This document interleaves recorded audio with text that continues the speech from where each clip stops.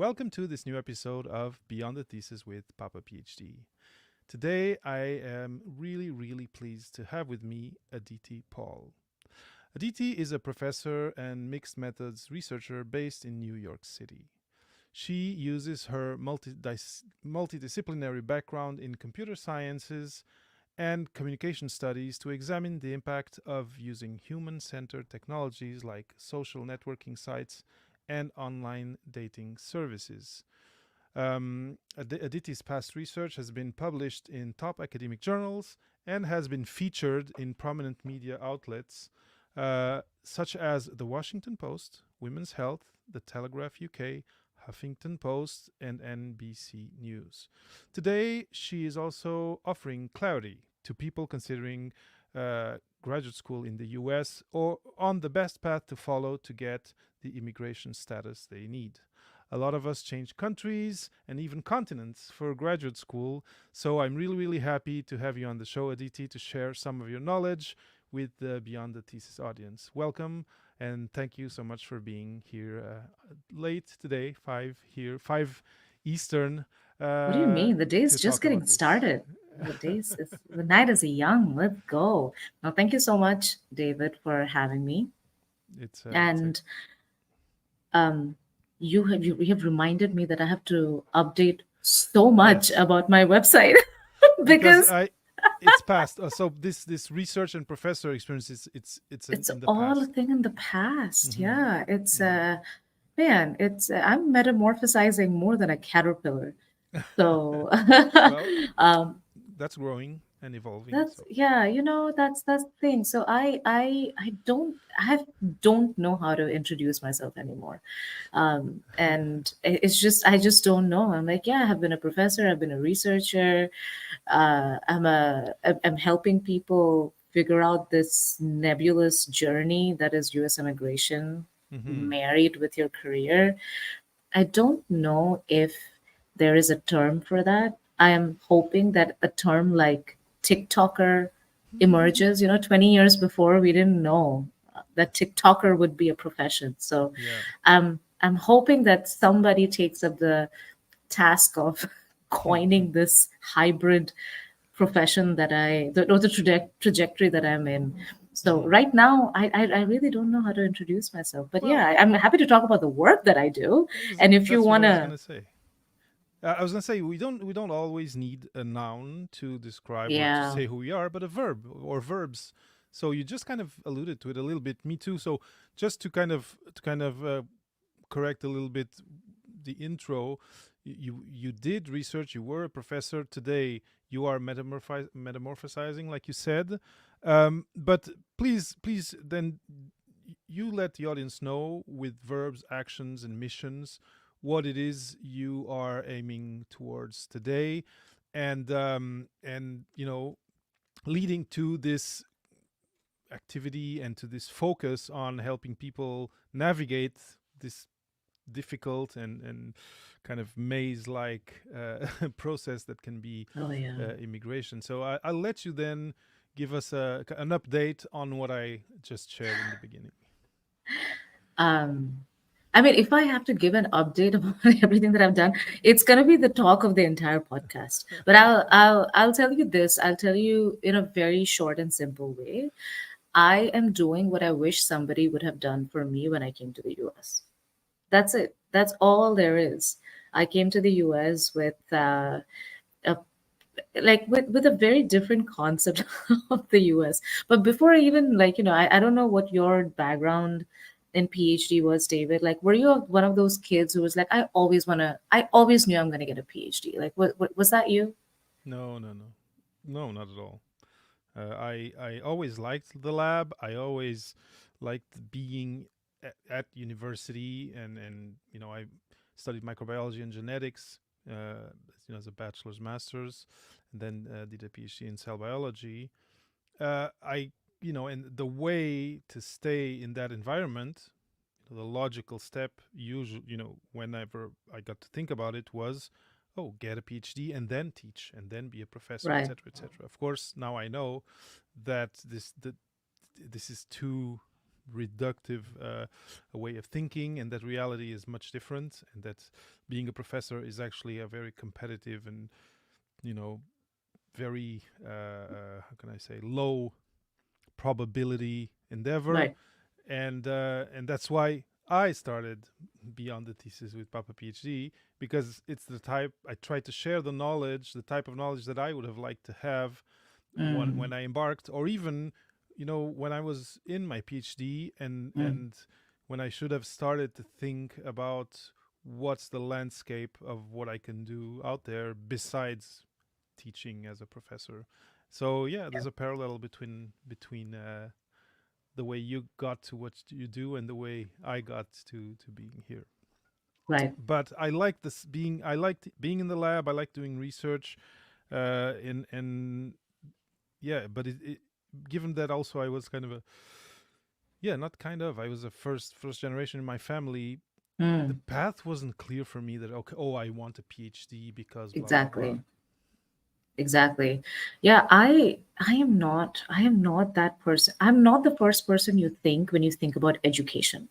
This coming from a former professor who got tenured, because I I made sure that I did well in studies so that I could have fun. Because my parents told me this, that okay, if your grades are slipping, you are grounded. So I always knew that my grades had to be up so that I could do whatever nonsense I was doing on the side. So I always looked at education as that okay, this is something that I need to do the other thing that I really want to do. And that that was honestly the motivation that led me to get a PhD in the US, because I've talked about this before as well. Did not want to come to the US, did not want to get a PhD. Everything that I have done and keep doing in my life, I had a concerted effort to not do it. Hmm. But somehow the universe, if you may, conspired where it led me down that path. So I came to the US. My sister was pregnant with our first nephew, and we came to the US to see him. And for better or for worse, my dad showed me the best parts of the US. He took me to Orlando. We had a 5 day vacation to Disney World, and we went Oh, to Washington, D.C., and we went to New York, and we went to Niagara. And I went back home thinking, yes, this is the US. Absolutely. Sign me the hell up. I'm coming.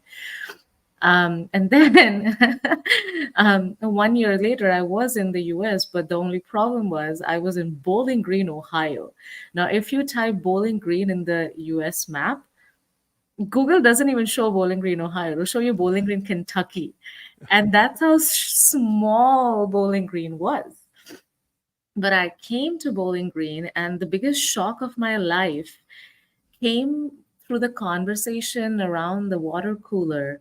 And I remember it like yesterday, because I was like, this is supposed to be the West. What is this?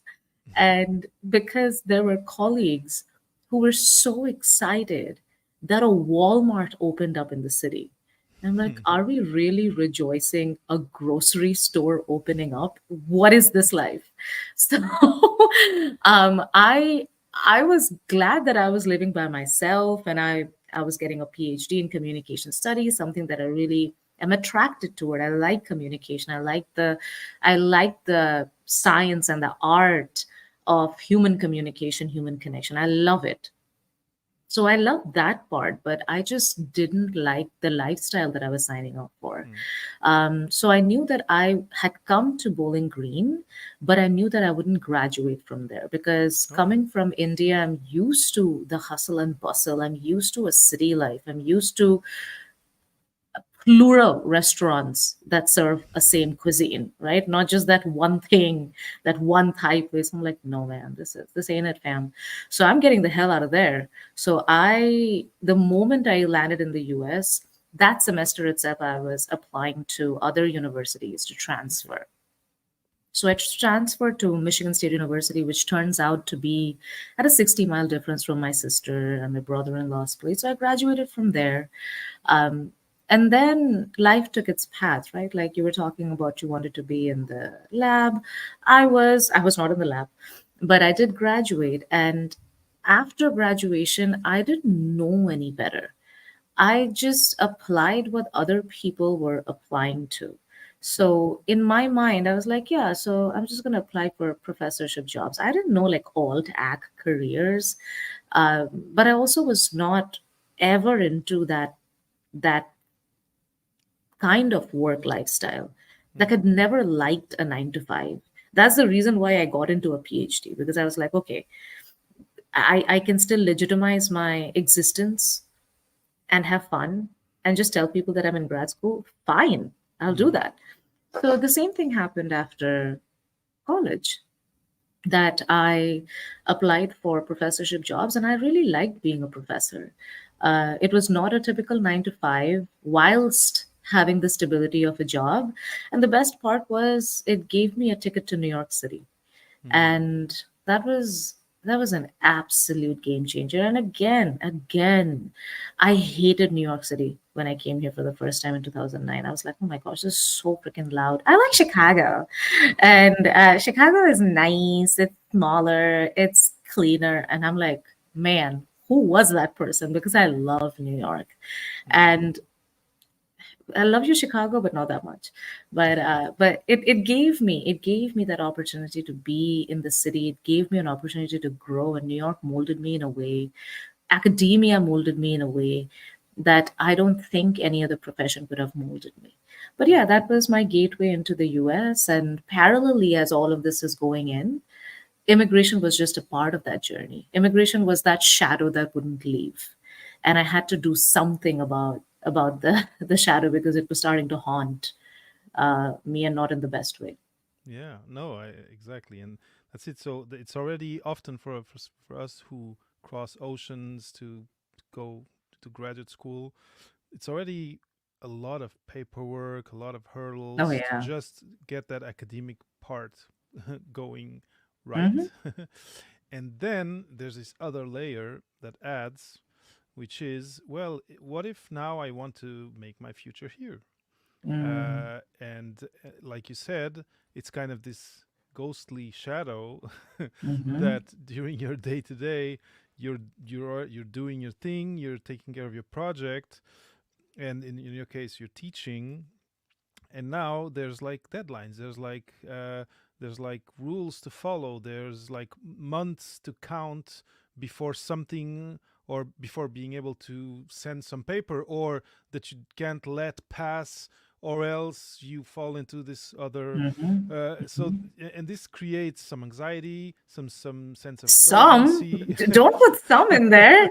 Just say it as it is. It creates anxiety. It Yeah. really does. And that's the thing, like we hedge the impact of immigration that it has on us. I'm like, yeah, I was a little scared. I was like, no, I was scared, period. Mhm. Yeah. So and that's a emotion that only another immigrant would understand. Yeah, yeah, and because that's it. It's one paper, one missed date can change the whole, the whole universe where you're gonna land Oh in yeah. 2 years. And Mm-hmm. so how did you deal with that yourself? Mm-hmm. And I guess, being a PhD, having that academic background, I imagine you systematized some sort of, analysis of the situation, or defining best practices. How did you go about accruing all this know-how about the process? How did you apply it to yourself? And then what led you, or what has been leading you to now share this knowledge with other people? And I wish I was the person that you just described. I'm like, yeah, I wish I was that person. I'm like, yes, Dr. Aditi Paul. She has a PhD, and she knows advanced statistics. So clearly she has her independent variable and her dependent variable, and she's done some logistic regression to like make sure what to do. I'm like, no, no, I didn't do any of that. When I tell you I was so ignorant, I was so ignorant. Hmm. And that is the reason why I will never shy away from the fact that, from acknowledging the fact that I had luck on my side. There were multiple times in my life that I was lucky, because the hand that I was dealt, knowing what I know now, pardon my French, but I would have shat my pants. Because in the PhD that I was, it was a non STEM PhD. And a non STEM PhD means you only have 1 year of work authorization Okay. in the US. If you don't get a job, you're packing your bags and you're leaving. If that was not enough, I was prancing around doing other things in my PhD when I should have put my head down and done research. Now, I do want to acknowledge the fact that I didn't put in that much effort that I needed to in my PhD. I will take ownership of that. And I will put the onus on the program in which I was to not have given me an opportunity to mold myself into a person that would do that research. And what I mean by that is, I was coming from a completely different culture. Yeah. I was coming from India. And when I talk about culture, I'm not just talking about geographic culture, I was talking about academic culture as well. I did a hard pivot from computer science to communication. I didn't know what the fuck APA was. I didn't know. I When I read a paper, I thought all the authors were dead, because the only other authors I'd ever heard of my life was Shakespeare. And I'm like, okay, Shakespeare is dead. So clearly this person who I'm reading is dead, only to realize that they are two offices behind me. And that's the professor in the department. So I was that clueless. So when a program is taking you in, that means you deserve to be there. To be honest with you, I didn't deserve to be in the program, but I was yet taken in. But to be taken in and not be equipped, now that's something that the program has to be accountable for too. I will take ownership and I will hold them accountable. Mm-hmm. Both the combination led me to not only have 1 year after my PhD, but I also got an ultimatum from a program director 3 years into my PhD saying the entire department has decided to fire you from the program. So you only have 3 more months because you have your summer assistantship. After that, you're packing your bags and you're leaving. So I was like, man, 3 years in the US, 4 years because I transferred. Mm-hmm. And I'm thinking, it almost felt like, it's a Bollywood movie, because the most cliche plot of a Bollywood movie is your parents have found you a worthy guy and you don't love that guy, so you marry somebody else. That was me, because computer science was that guy who my parents chose. Mm-hmm. And the guy who I selected was communication. And this guy did not love me back. And I'm like, oh my God, I am failing. So the May 2014 to August 2014 was nothing short of a movie in my life, where May 14, I get this ultimatum from the professor, and I shit you not, for the next 2 weeks, I email each professor who apparently voted in this program to kick me out. And I said, I'm not contesting your decision. I just want to know what I could have done better. That's it. That's all I want to Mm-hmm. know. Mm-hmm. So every single professor, I went door to door, knocking on their doors, sitting in that chair, hearing what I had done wrong, and going through that extreme humiliation, and still begging professors to please give me a chance. And the chance was to be on my committee, three professors, so I could make some progress in the 3 months that I still had on my side, and demonstrate to them by the end of 3 months that I still deserve to be in the program. And I did that. And during that time, I was also taking a statistics course in sociology, 800 level course. And the reason I'm telling you this is because, again, I want to get to the part of luck. Mm-hmm. Of course, luck is when opportunity meets preparedness, but Of also course. there is a huge amount of luck, as you will realize in like 3 minutes now. So when I was taking that sociology course, the professor had an assignment for us. She said that you have to find a publicly available data set, and you have to crunch some numbers, and you have to use these like ordinal logistic regression, and make some reports. So I was like, okay, like now my ass is on fire right now. Like I have to do something. So I'm doing that other research in the department, and I'm trying to convert this into something, right? Like an assignment into something. And I converted that assignment into in the shortest of papers, like 2,000 word report. And I sent it over to this journal called Cyber Psychology, Behavior, and Social Networking. Now, remember, this is the time that you're talking to a PhD student who has done diddly squat. Like, I have not even gone to a conference and submitted an abstract. And I have the audacity to submit a paper to a top tier journal in cyber psychology in the midst of this like pandemic, like academic pandemic that's happening in my life. So I send it off. Around August, I get an email from, this is happening in May, so June, July, August has passed. Around August, I get an email from the journal saying that, Dear Dr. Paul, I was not a doctor yet, your paper has been accepted as is. And you, as a PhD, understand what the gravity of that is. That a paper being accepted as is, are you serious?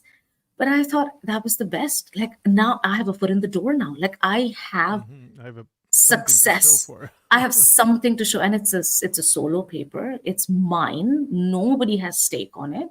And I thought the best had happened. And I had earned my seat at the table. I was going to be in that program. I also lost my scholarship at that time. But so I was paying out of pocket to just survive. I had even taken up a job that was paying me $8 an hour. Fun times.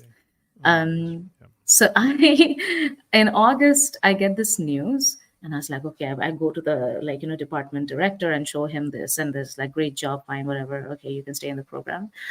Um, around around August end, I got an email from somebody from, brace yourself, from Playboy, asking me about this research that came out. And I'm like, this has to be a joke. This has to be a hoax.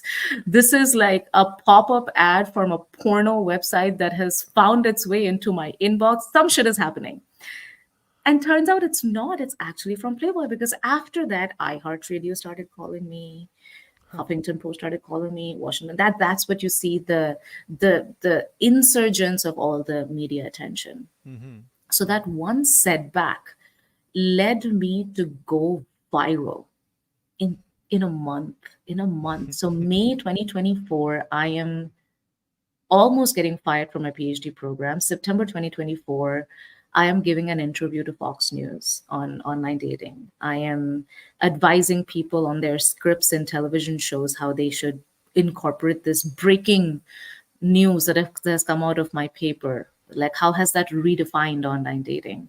But that one paper also was so pivotal. I understood it 7 years later when I had Oh, to apply for my extraordinary visa. And one of the criteria of getting your extraordinary visa in the US is showing that you have been covered by the media, major okay. media. So that one setback in my PhD set me up for such tremendous success that not only was I able to sustain myself in that PhD program, I got my PhD. I landed a job as a tenure track professor in New York City. And 7 years later, that was one of the biggest drivers of me getting my extraordinary visa in the US. Amazing. So you got reinstated in the program after that. Yeah, they even put me as a student of the, like, spotlight student. I'm like, okay, I see how it is. I see how it is. Well, it's very interesting. Of course, what this makes me first reflect is, uh, you know, you said a few minutes ago, I didn't deserve to be in this program, and I think it's unfair to you because in Mhm. the end, you like you said, you were kind of pushed into this kind of frenzy of making something work, something Yep, give. It yep, did more than you could imagine and that you could more plan than. for. Hmm. But it also means that you had you had the wherewithal to do it. I did. What I think happens to a lot of us is, and that makes us feel that we're not, we there must have been a mistake why, Right. why they took me into the program. Right. No, it's not a mistake. If you're taken into a program, these programs have been selecting candidates for a long time. There's some rough diamond value in you that they have seen and that you Mm-hmm. probably are blind to still. Mm-hmm. The Mm-hmm. thing is, when you're a first generation student, or when you change settings like you did, from something more computer science to then communication, it you are now in a world or in an ecosystem where you don't have references, you don't have Right. the lingo, and so I think that's what you were the victim of, was this kind of being a double immigrant, because now you're also an immigrant in your domain of research, That's right. and that led to you feeling lost and feeling maybe unworthy and having a huge imposter syndrome. So I think you can accept to yourself, or let yourself, yeah, accept that you got into that program because you had what it took Yeah. to get into the program. But Yeah. what happened later, what developed, was result of uh, this unpreparation and Mm-hmm. ignorance of the steps to take, of the who to talk to, how, etc., etc. The invisible curriculum, let's say. But I like that. I like because that. you did have the resources, when push came to shove, you actually did something, and it actually worked better It worked. than It than worked. I mean, it. I did channel my entire immigrant energy. Like, you got to make something out of nothing. Yeah, And yeah, for a long time, I mean, it took me, I'm saying this story with a lot of levity, but it kept, left an indelible mark in my psyche. I'm sure. Indelible mark in my psyche. Well, And still I today, had you were to telling go. me that you Yeah. weren't worth it. You weren't. It was a mistake having you in that program, and it wasn't a mistake. So, but yeah, Yeah, we're marked. yeah, These things that's the mark thing, us. right? Yeah. So when you're taking somebody into a program and you're not creating an environment for them to flourish, then you must be held accountable. You must be held accountable. And it took me a while to acknowledge that and not internalize it in a way where it was like, oh wow, like, there was must have been something wrong. No, no, you knew that I didn't have it, and yet you did not create an environment. So again, you know what, I revenge was a is a dish best served cold. This was fucking frozen. This was frozen, my friend. So But now here the we are. You actually, like I was saying. First, Jason is kind of surprised here at having there being a visa where media coverage is a criterion. We can talk about that in a minute. It is surprising, Mm, but well, there's also visas for people who come, with business or with investment. mhm. So it kind of makes sense to me. Yeah. Now, so you also mentioned something important, which is luck. Luck works when you're prepared for it, right? Mhm. So in this case, when you got that squeeze from the professor and the program, it kind of pushed you to act and do Mhm. something, and then put all your resources, all your cylinders going full throttle, and it ended up working out. Plus, after that, you got to the end of your program.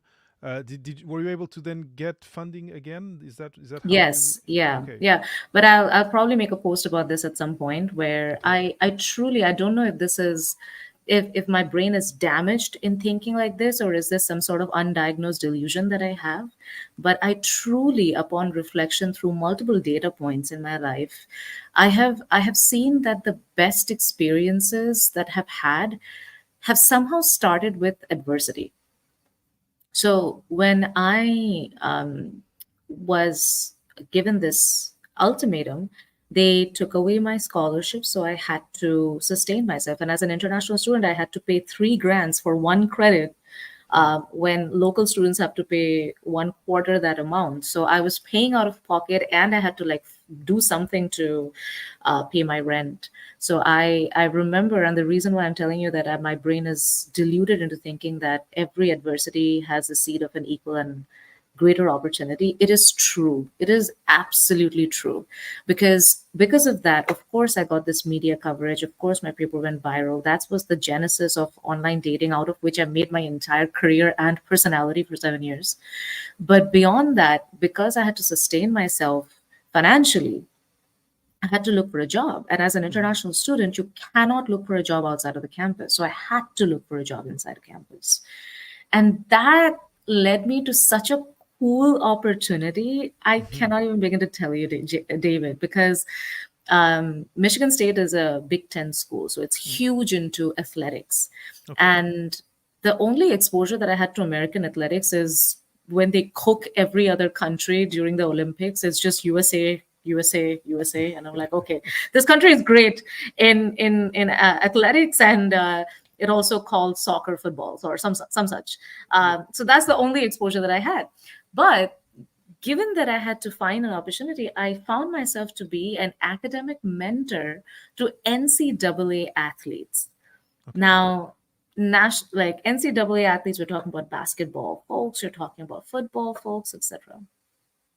And I had the opportunity to mentor a whole bunch of these like pro athlete basketball folks. And each of them are like 7 feet tall, 6 feet tall. And just for scale, I'm 4'11". For the public eye, I'm 5. Okay. So don't come at me that way. I'm absolutely, I'm if not even fun sized, I'm hilarious sized. So here I am, like I would not get out of my chair because I'm like, the moment I stand up, I'm going to lose all credibility because I have to look at these people like that. So I was mentoring professional athletes. And one of the athletes that I mentored was Denzel Valentine, who now plays for Chicago Bears. And I'm Oh like, wow. what? Like, that was so cool. And through that, I became friends with the family of Michigan State's basketball coach's team and Hmm. his daughter. And I was invited to her wedding. And now I have a long standing relationship with them. And what a cool opportunity. Like, how many folks can say that? Like, I mean, yeah, had I not had this ultimatum, maybe I would have been like PhD, assistantship, teaching grad students, going to lab, graduate. But Hmm. this detour led to such a fun thing that I would have never experienced if not for this. Sure. And I am forever, forever grateful for that $8 an hour job that I had. It's Hmm. one of my most cherished professional experiences till date. Yeah, it's very interesting, the way you tell the story, because it's a long. I don't know if you've had the chance to listen to one of the episodes of the show, but a lot of the minutes of all of these almost 300 episodes are spent telling people, either when someone talks about it or at the end of an episode, uh, go out of your comfort zone, go Mm-hmm. out of your immediate academic circle. It's the only way to accrue some sort of professional knowledge or some sort of network that will then be useful to you later on. If you That's right. stay in that comfort zone, you will be lacking a lot of tools and a lot of, how can I say, like, you know yeah, networking capital, that at the end of your degree. And you were pushed out. If you if everything had went well, like you said, you would Mm. have been in this kind of cocoon. Bubble. Yeah, and you would have not have had these experiences that Mm-hmm. kind of made you meet new people, be it your mentees, but also the people managing the program, etc. But clearly, from what you say, that still have today an impact on your trajectory and your professional Mm-hmm. and personal trajectory. And I don't think that it's desirable that each and everyone who's listening gets kicked out of a program, or announce that they'll be kicked out of a program Mm. to wake up and start doing these things. But what I think it does is, it really proves that being forced out of this kind of safe and very very you know, not too wide, you know, kind of narrow bubble, or circle of people and circle of influences, being pushed out of it was actually what kind of opened your mind and opened Mm-hmm. your opportunities to something different, be it this Yeah. article that you wrote and that you said that you sent, kind of a, like a Hail Mary type thing, Hail Mary.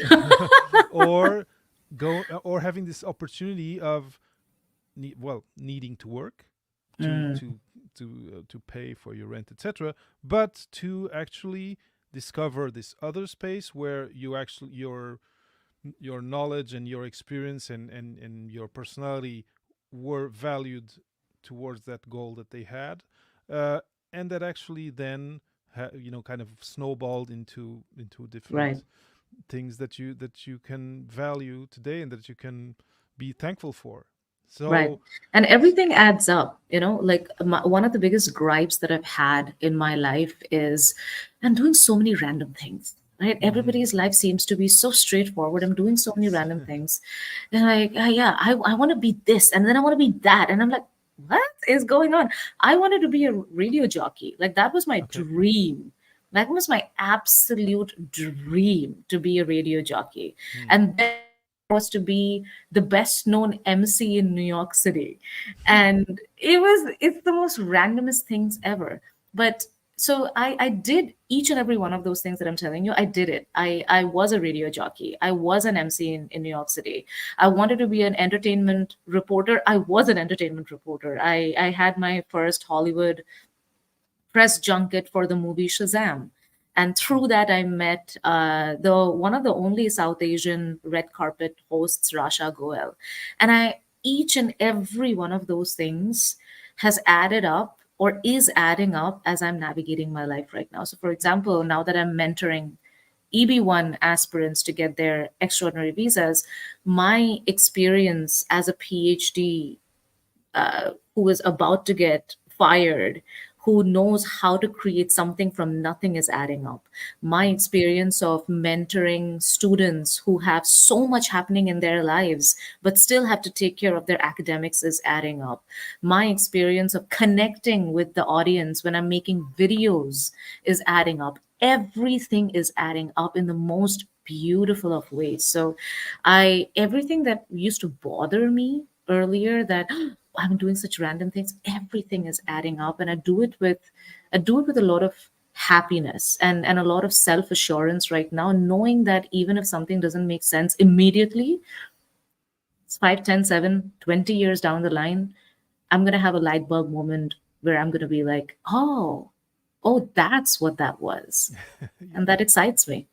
Of course. Of course. No, it makes total sense to me. It doesn't surprise me at all, and actually, it also kind of uh, goes to prove something that I also try to share as an idea or as a kind of principle for people to follow, which is you are you are all of your experiences. So whenever Mm, you're talking to, you know, especially coming out of a PhD, you've been specializing all these years, and now you're doing a job interview in industry, which is a very different planet. You know, you may fall into the pattern of, oh, I'm going to talk about my academic uh, accomplishments or my mm, technical know-how, etc. No, you're more than that. You existed before those 5 6 years you spent in graduate school, so all of truly. that should count.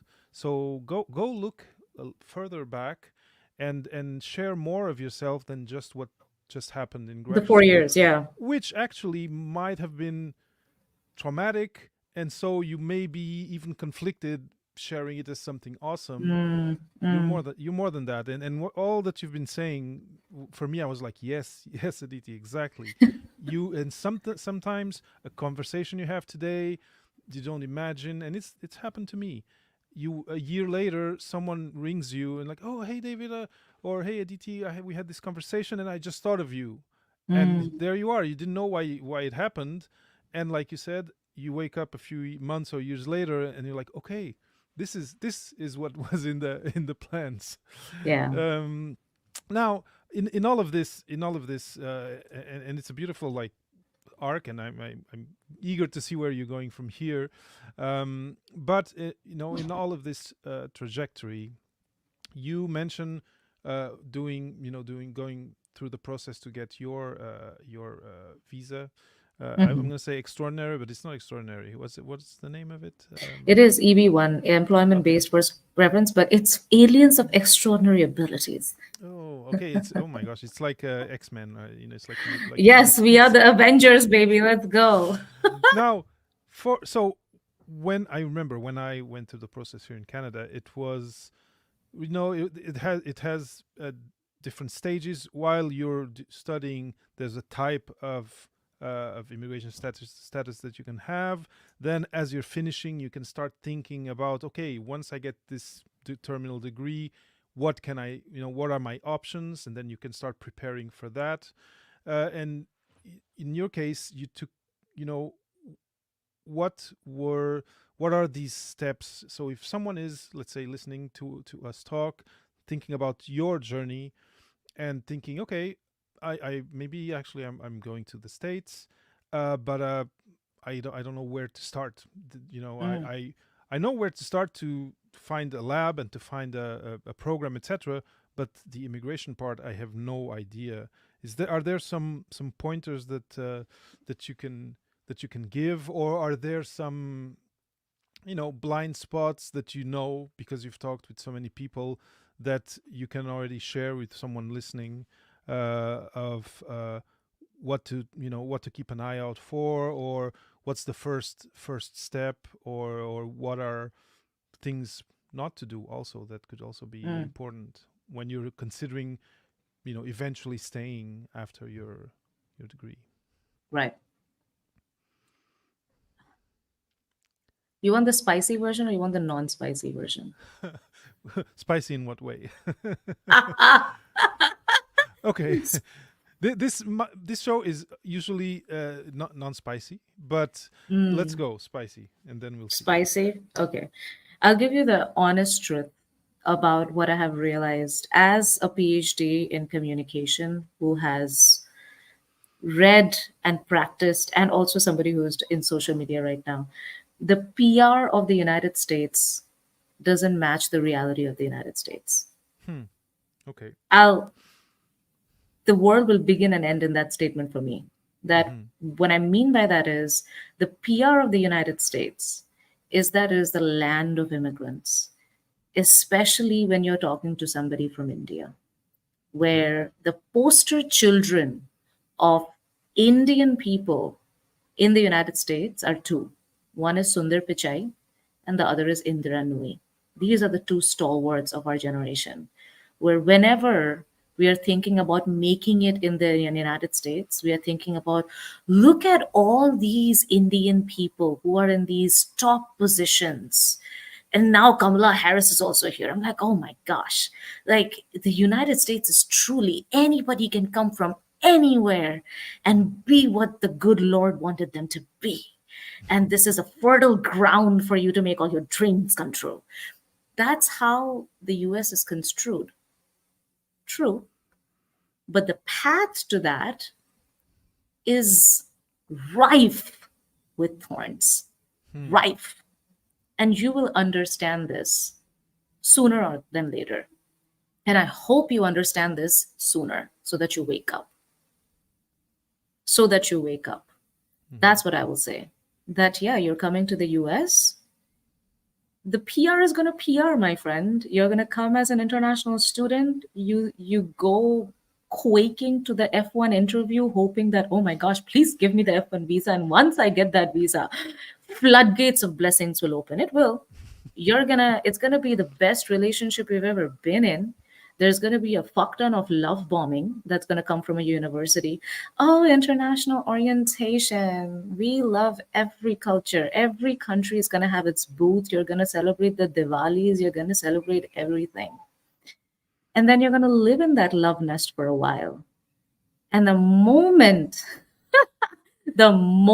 you have to graduate, that's when it will start.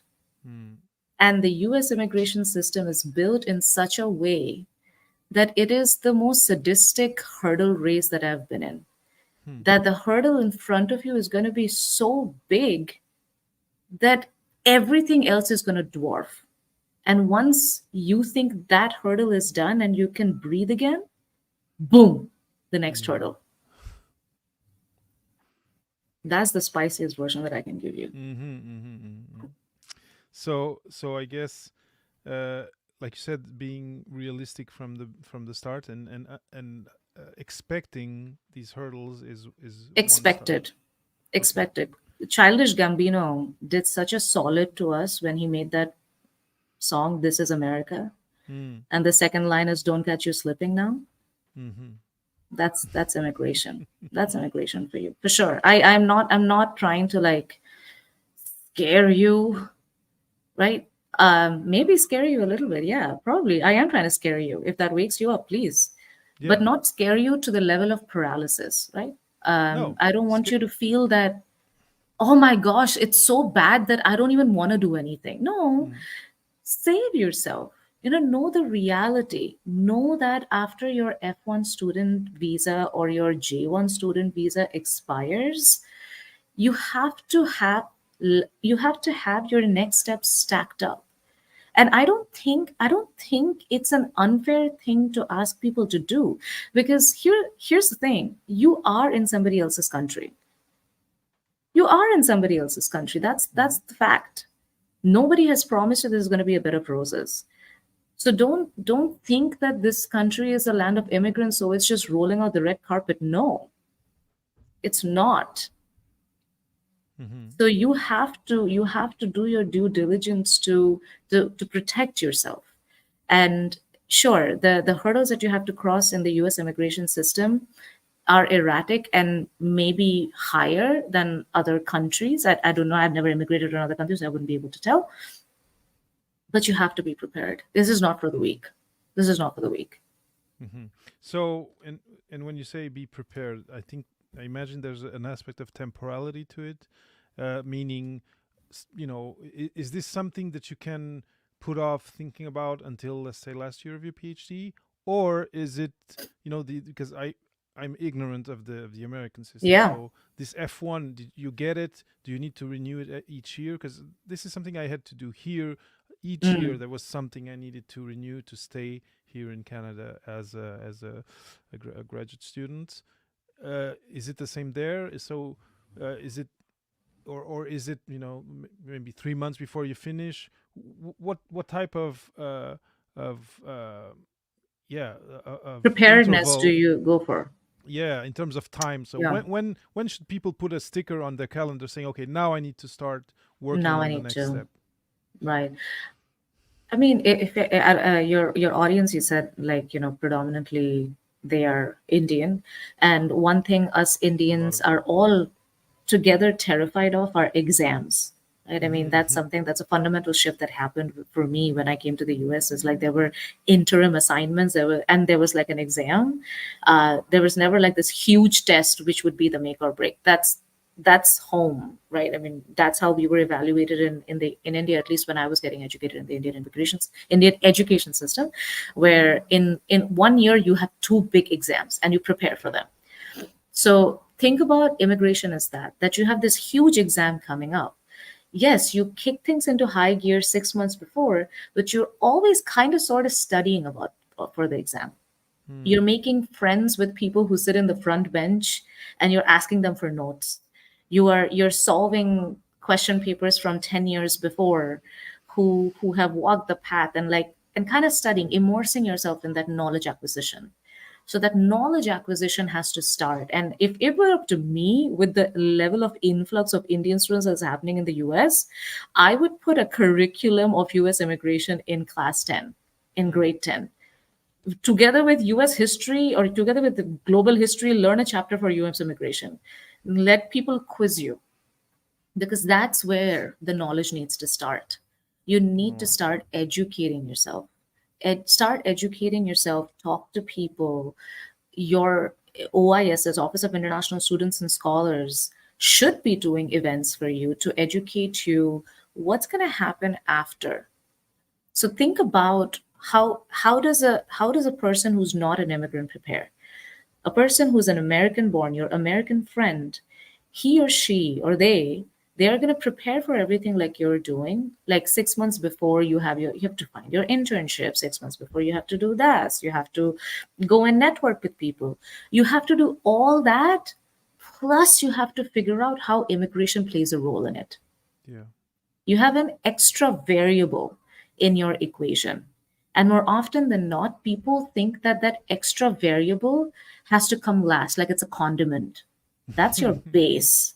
If your future is the cheesecake, this is your graham cracker. You get Hmm. that right first. Then the cheesecake is going to do it. I am using a whole bunch of analogies, but Yeah, no, I love them. No, this makes a lot of sense. And yes, there's a lot of a big part of the listenership of the show is from India, and but I know also that, be they from France, Portugal, Belgium, whatever, a lot of people eventually, especially in the life sciences STEM, look at the states as a place to go do their yeah. doctorate or their postdoc. So this applies to them too. Hmm. And so what I hear is start as soon as possible. As soon And as possible. yeah, because it is complex, like you said, it's thorny. I imagine that as soon as you're done your degree, you feel this pressure kind of pushing you away from the country if you haven't prepared, and that Yeah. you have to kind of swim against the current. So You're prepare. using the best words. I love it. I, Swim against I the current. That's exactly what it feels like. I'm trying to channel what I'm getting from you, so it's coming from you too.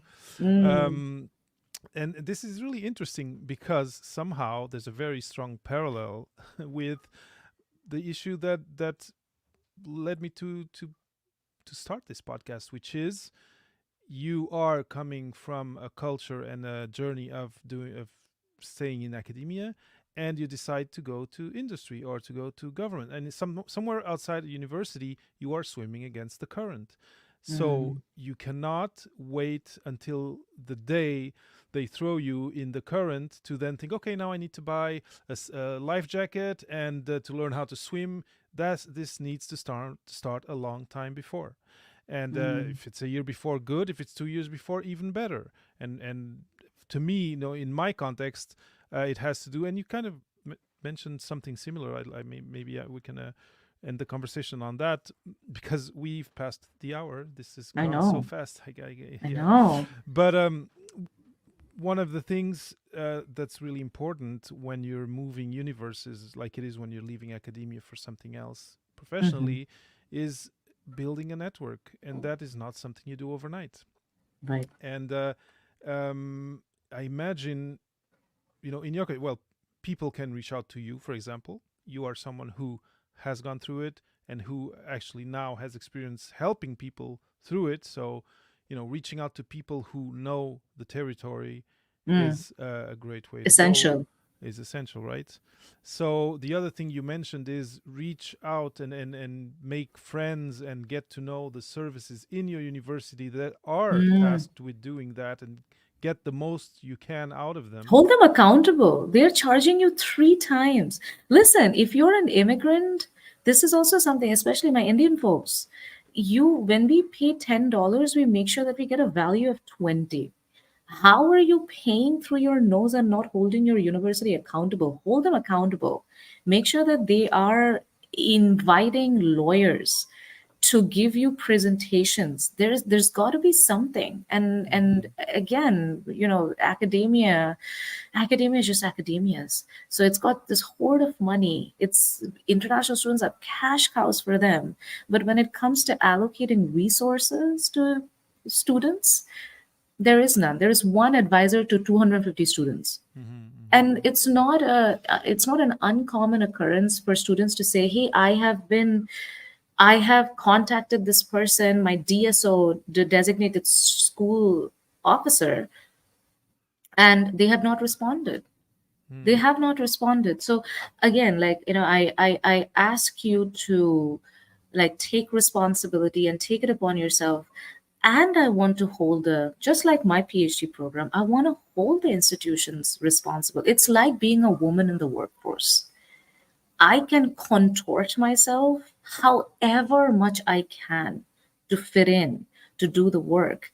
But if the environment is not conducive for my growth or your growth, there's only so much that we'll be able to do, David. There's only so much that we'll be able to do. You can only do so much of DIY. So you cannot say that we are an institute of 100. We are an institute where our students come from 140 countries and not serve them right in the same breath. You cannot have your cake and eat it too. Do something, right? Mhm. And believe it or not, we as international students are so thankful to have gotten an opportunity to study in the US to begin with. Yeah. You throw us a morsel and we're happy. Like doing the bare minimum is all that it takes to cater to this audience who are trusting you with their lives. So this is for US universities. Please, like, allocate more resources, both in terms of human resources and money, to serve your students right. Yeah. No, yeah, again, and I want to say also in preparing them for their job transition, because Absolutely. you are not, the number of tenure track professorships are actually shrinking.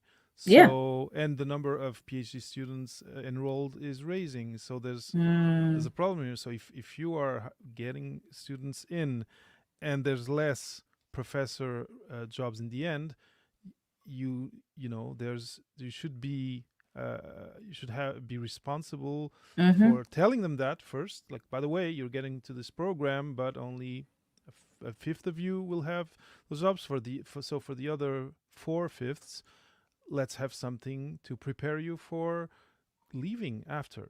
And Yes. it's there's things are changing. There's programs, there's universities doing great Mm-hmm. jobs on that front, but it's not generalized. And also, it's I guess, like you mentioned it, it takes money, it takes resources, it takes people, dedicated to that. And it's hard, it's difficult to change a culture. Mm, And this is a big change, yeah. it's not, how can I say, I don't think it's something, the success, the professional success, unless it's academic, of Mm, graduates, is not a statistic that is super important for departments. no. And the same thing, the immigration status success is also probably not part of that. And this is No. why it's a Yeah. challenge to have it being a generalized thing, that if you are inviting these people into the walls of your institution, uh, then you cannot then throw them into the, into the Yeah, to the it's deep like end it after. is. Yeah, it's like such a harsh it's like Spirit Airlines landing. It's just boom on the ground. Like we'll charge you extra for you. Like we didn't never guarantee that you're gonna come out of this alive. So it's like extra top up to make sure that Yeah. happens. But yeah, I wish we can end the conversation on a happier note, because like there's so Well, many things in this world to infuriate you. but let me try then. Let me try.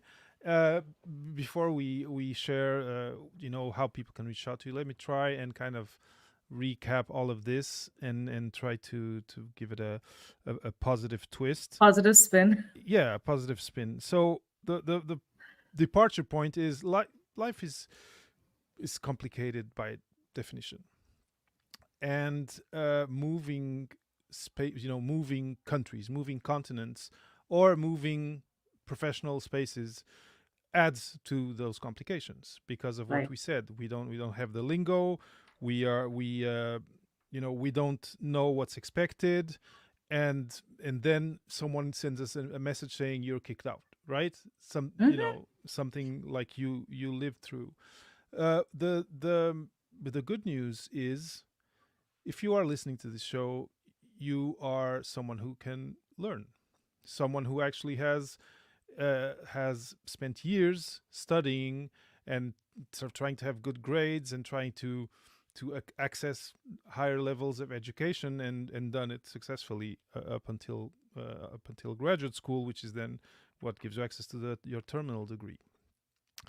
And so the good news is, like Aditi lived in those weeks of pressure of thinking she was going to be kicked out of her program, we have a lot of resources within ourselves. Resources, and one big one is being able to teach ourselves things and being able to make things happen. So write write assignments is one of them. Write papers, which is what Aditi did, and ended up opening, like, kind of a watershed moment of total unexpected exposure to media, etc., which then changed the course of her academic and professional life, and also made her made her come back to a possibility of finishing her degree, which was totally on the line at the time.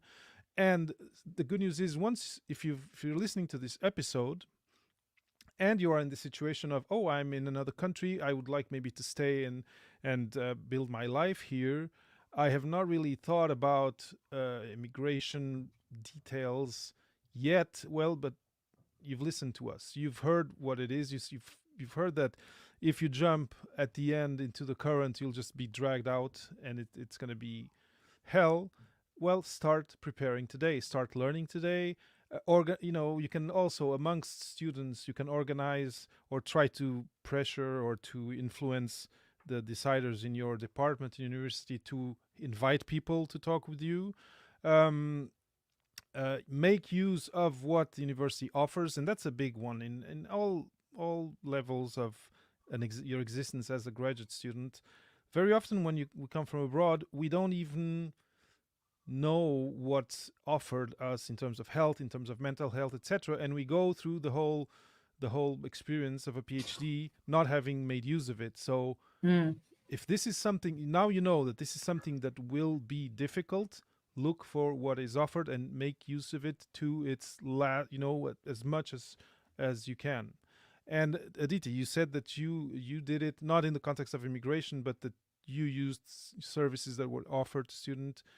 Mhm. And you squeeze all you could. You squeezed all you could Squeeze it out out. of it.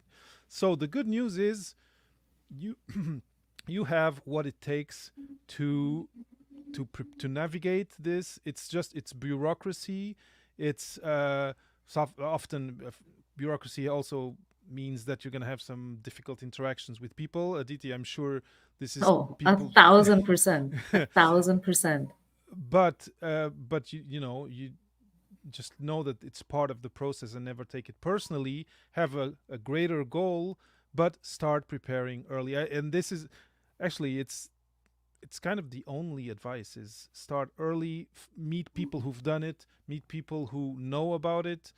Try to, like you were saying, Aditi, try that your university brings specialists, brings lawyers, to actually give you even more of a leg up in terms of more, how can yeah, the legal and best practices aspects of doing it. But the main thing is, don't have blinders until the last trimester and then start doing it, because then it's gonna really it's gonna be really difficult, unpleasant, and yeah, and it may lead to you having very bitter memories about it. So We sound like parents. I've become mama PhD, is what I've realized. Now everything that I am listening to myself, and I'm like, I sound like that parent or that older sister who like keeps warning you, but I'm also a younger sister, so mhm, I learn through experiential learning. I don't call them mistakes, I call them experiential I learning. love it. So you can tell me don't do this, don't do that. If you tell me like don't touch the stove, it's hot, hand is going to burn, I want to still touch the stove to see how the feeling is like. So I do want to tell you that if you are that person, I am that person.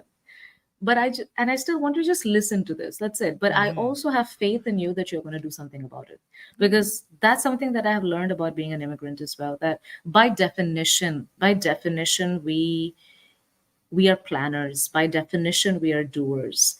And this podcast is not a precaution. This podcast is not an assumption on your attitude that you're taking it lackadaisically. No. It's to tell you that whatever you're doing and the urgency that you've had to even listen to this podcast, keep practicing that. There is no relaxation mode, honestly, until you become a citizen of this country. That I'll leave you with that. Yeah, and it's a great point to finish. And I don't think I'm going to add anything because it really sums up. It's a really great way to close this conversation. Aditi, before we actually finish, someone listening wants to ask you something else, or wants to say hi, so comment, or say, "Oh, I've lived through something similar." What's the best way to reach out to you and to be able to exchange a message with you? Oh, awesome. Thank you. I mean, you're in the show. Thank you so much for listening. I appreciate it. I hope this was not too spicy for you. You can always reach out to me on LinkedIn and drop in a message. I always read my message. I answer to them personally. So I will reach back out to you and I'll answer to you personally. And you can reach out to me on Instagram, but the chances of me seeing that are very low. But so LinkedIn is the best place to be. And if you are thinking, oh, yeah, I mean, I really do want to talk with people who are on this journey, I created a Slack community for free. And it started with zero in 2022. And now Hmm. it's ballooned to 5,166 people. Oh my. And the only thing that you need to do is drop a question over there that, hey, I am this, I'm navigating this, who can I talk to? And I assure you, people are going to reach out. People are going to reach out. So if you want to join that Slack community, drop me a DM and I'm happy to share that community with you. Perfect. Do you have, for people who will be just listening, do you have what's the name of the Slack if they want to already search for Yeah, it? so it's called EB1 Support Group. EB1 And support group. Perfect. yes, and I will completely trust in Slack's inability to show it to you, because people have people have tried to find it and they haven't. Okay. So So DMing you is the best way. DMing me is absolutely the best route to go. Or if DMs don't work, just comment under one of my posts. Look at me also trying to get engagement for my posts. So Mm-hmm. just comment and I'll slip the Slack community to you. It's free to join and join in the conversation, connect with people. Perfect. Perfect. I will share all those links in the show notes of the episode. Of Was this course, fun for you, David? it was fun. It was fun for me. Well, for many reasons, because as you were talking, I felt, that I kind of was reliving what you had gone through, and I've gone through something similar. Uh, Not, of course, not in the details, but I was always able to find some bridges between what you lived through and what I did. I didn't go through that extreme thing of being, a menace of being pushed out of a program. That must have been difficult, and I know it would have been tough for me. But it was really inspiring to see how you got out of it, and but it was also super interesting to me to then make a parallel between that and and the situation that you said in the end of being kind of a mama PhD, right? Of what we're sharing often is not what we did when we were going through it, Yeah. but we it's a result of many conversations and of what came after, and of thinking, what, no one should go through that. I went through that and it shouldn't happen. So here we are sharing what we've gone through, so you who are listening or watching doesn't don't have to go through. And this is, there's nothing better for me as a podcaster to as there's nothing better than sharing a story that encapsulates all these things, and yours did, and it was great for that reason. And the spiciness also was in the habitual, but was really fun too. Oh, thank you so much. Thank you so much for having me, David. This has been wonderful. It's been wonderful for me too. I know it's going to be inspiring and helpful for people out there. And yeah, be sure to DM Aditi if you have any questions, and if you want to dig deeper or access the Slack that she was just mentioning. Um, and yeah, this has been a long conversation. It's Long rare that it conversation. goes this We long, should. but there was a Yeah. lot of things to unpack and to share. Yeah. So anyway, I'm glad that we crossed paths on LinkedIn, and that we were able to make it happen, because today it Yes. almost didn't. Despite the construction. Despite the construction. Yeah, no, it was perfect. There was nothing. All right, thank you Awesome. so Thanks much. so much. I'm Take gonna care, end the David. stream. Before that, I'm gonna thank everyone who has been watching. Thank Thank you. Jason for his questions, and see you soon in another live recording of Beyond the Thesis with Papa Peachy. Have a good one.